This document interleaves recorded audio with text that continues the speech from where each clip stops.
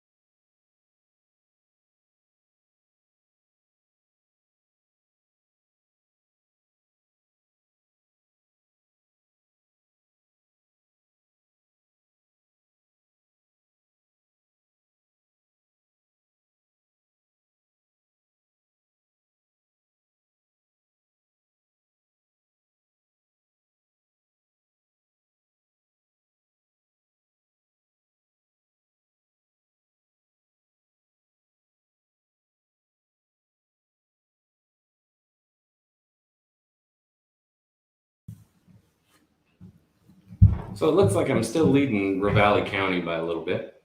Um, but honestly, I wasn't expecting John Driscoll to pull a couple of points ahead, but we'll see how this goes.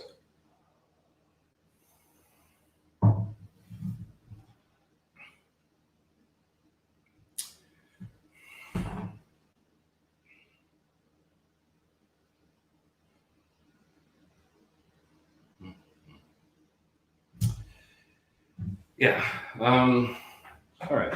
So let's talk about where we are as a nation, and I think that's important to talk about for just a bit. So why would somebody spend their last $10,000 in trying to run for a U.S. Senate seat? Um, in this nation, we don't realize that our voices are being stolen quite a bit. So if you look at somebody like Steve Daines' net worth is accumulated by $10 million since he's been in office. He's never been funded by the people.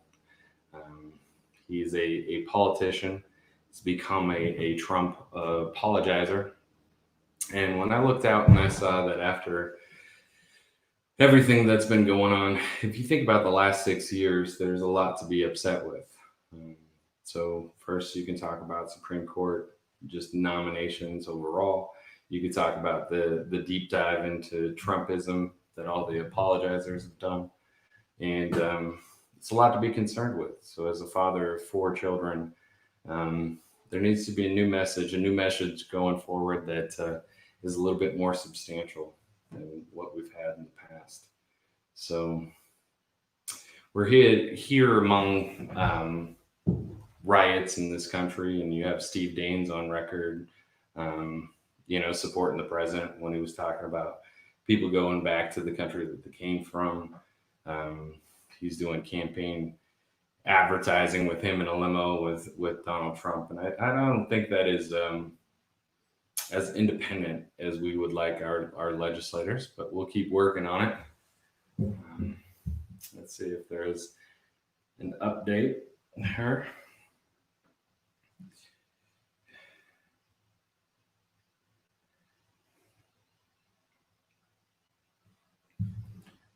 Let me just try to refresh this a little bit.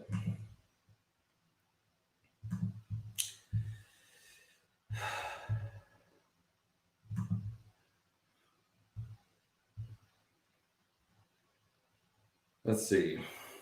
Flathead County, second. Missoula County, second now. Deer Lodge County, third there. Jefferson,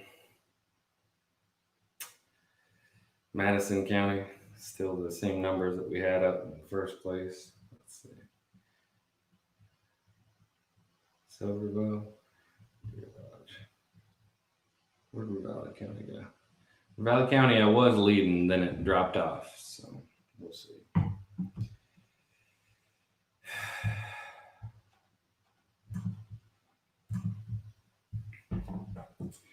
Nobody else is joining me here, so.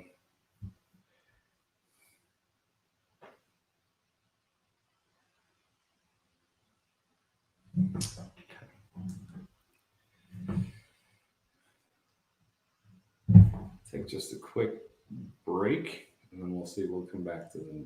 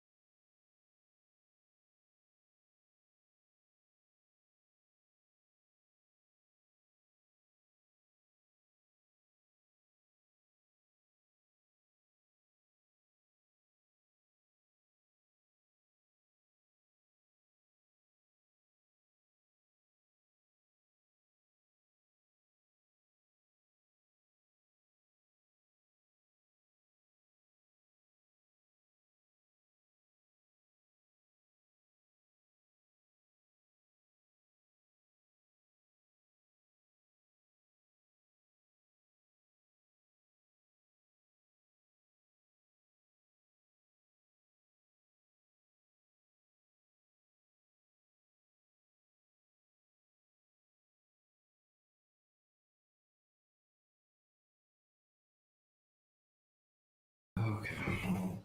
All right. So we're back. I think we have one viewer, but anyway. Um, so I think that rather than watching this come in at 6%, I think there are a few other people that wanted to show up in this stream, but it seems a little bit like the right energy isn't going to get out there. Um, so right now I'm in third place out of three candidates, and that is with the message of universal basic income, and that is in these times in which we need change in our democracy. So it's important to note like what this looks like going forward, and it looks like people branching out and making sure that we're building a support network to get the right people elected, because um, incumbents like Steve Daines will not help you. Um, Incumbents all across this nation, you have Republican um, politicians that are just not building a voice that helps us go to change. And if you think about our history, the faster we've resisted a lot of things, and the faster that we move down a road towards a more human-centered um, idealism, the faster we're going to get to where we eventually go. So if you look at the last 100 years, we could have, eliminated racism a lot earlier. We still haven't dealt with it appropriately. We still haven't dealt with injustice in our society appropriately. Um, and we are continuing to vote like everything is okay. So I think it's up to us to put the right candidates on the ballot, and we'll continue moving. We'll continue building a movement throughout this nation, and see what we can do. But yeah, so let's see. Wish I had somebody to talk to on this thing. Maybe it wasn't a good idea to do a live watch party, but I'm thinking I'm running out of things to say. But yeah, we'll spend a little bit more time. So made a lot of phone calls and tried to really get involved with what the Republican Party looks like in Montana. And there was a lot of what happens at a state legislator level that's showing up at the national level. So you have a power base that is kind of controlling what politics look like overall. Most of that power base is money driven. So just pay attention to these people that are politically powerful. Usually they're funded by people that are trying to get a voice out there. So yeah, I think that once we really break apart the system and go to something else, I think we'll be a lot better off.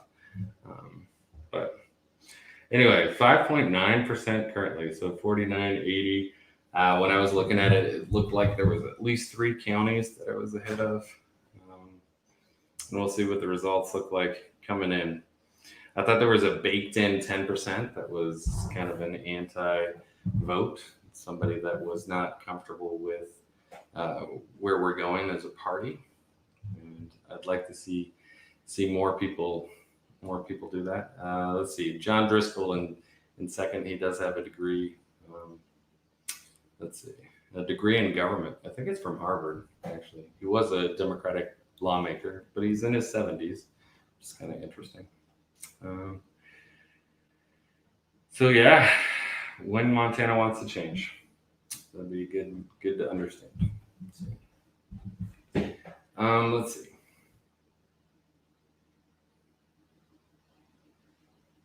Okay.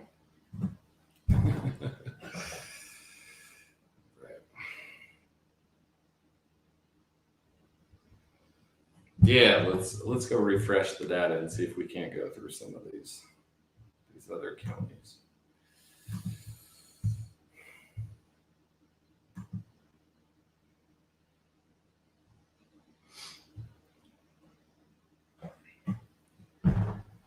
So let's see, Flathead County, which I thought was going to be strong, so I'm second there.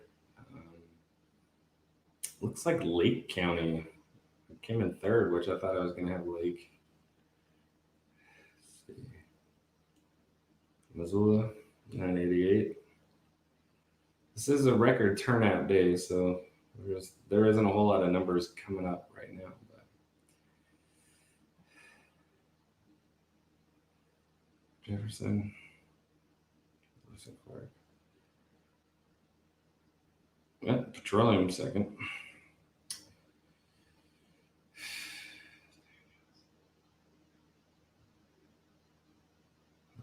So 5.1. All right.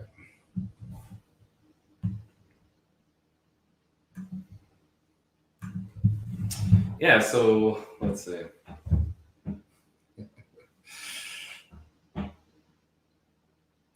Okay, so I think that if nobody's showing up, I think I'll probably just go ahead and let this run its course, and then we'll pick up with some more inspirational words forward in the morning. Then, all right. Thank you.